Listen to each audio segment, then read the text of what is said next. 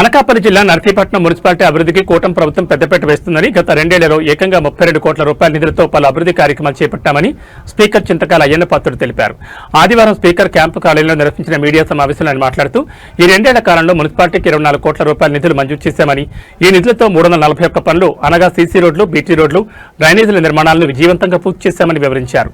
తాజాగా ముఖ్యమంత్రి ఆదేశాల మేరకు Visakhapatnam metropolitan region development authority ద్వారా నర్సీపట్నం మున్సిపాలిటీకి 3వ విడత కింద మరో 8 కోట్ల రూపాయలు మంజూరయ్యాయని, ఇందుకు సంబంధించిన ఉత్తర్వులు ఆదివారం ఉదయం తమకు అందాయని ఆయన స్పష్టం చేశారు. ఈ 8 కోట్ల రూపాయల నిధులతో నర్సీపట్నంలోని 28 వార్డులో మొత్తం 81 పనులకు రూపకల్పన చేశామన్నారు.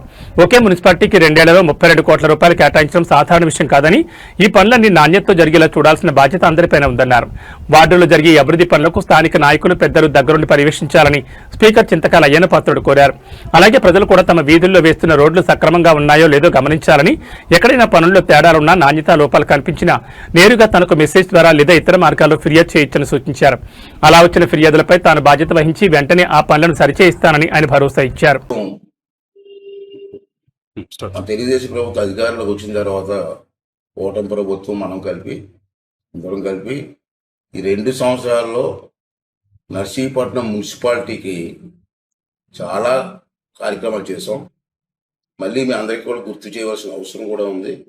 ఇప్పటి వరకు ఈ 2 సంవత్సరాల్లో నేను ఇప్పటి వరకు ఇచ్చిన డబ్బు మున్సిపాలిటీకి 24 కోట్లు. ఈ 24 కోట్లతో ఇప్పటి వరకు 341 కార్యక్రమాలు చేసాం. రోడ్లు కానివ్వండి, డ్రైన్స్ కానివ్వండి, లేదా బీటీ రోడ్స్ కానివ్వండి, సీసీ రోడ్స్ కానివ్వండి, 341 వర్కులు చేసాం. అది మీ అందరికి తెలుసు, మీ కళ్ళ ముందే ఉన్నాయి. ఇప్పుడు మళ్ళీ ముఖ్యమంత్రి గారి ఆదేశాల మేరకు విశాఖపట్నం ఓడా వాళ్ళు మళ్ళీ ఈరోజే నాకు ఆర్డర్ వచ్చింది.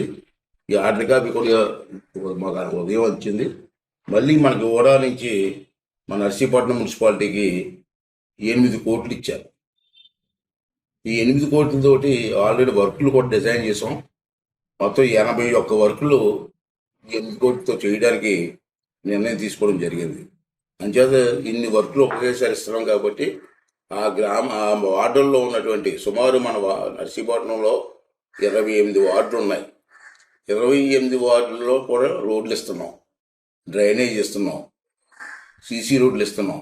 అంచేత మీ పెద్దలందరూ కూడా దగ్గరుండి ఆ రోడ్లు పూర్తి చేసుకొని ఈ గ్రామాభివృద్ధిలో మీరు అందరూ కూడా భాగస్వాములు అవ్వాలని కోరుకుంటూ, అలాగే వార్డు ప్రజలను కూడా కోరుకుంటుంది ఏంటంటే ఆ రోడ్డు సక్రమంగా వేస్తున్నారా లేదా ప్రజలు కూడా చూసుకోవాల్సిన అవసరం ఉంది. మీ వీధిలో రోడ్డు వేస్తున్నప్పుడు ఆ రోడ్డు సక్రమంగా వేస్తున్నారా లేదా, 10 మందికి ఉపయోగపడుతుందా లేదని కూడా ప్రజలు కూడా అబ్జర్వ్ చేయవలసిన అవసరం ఉంది.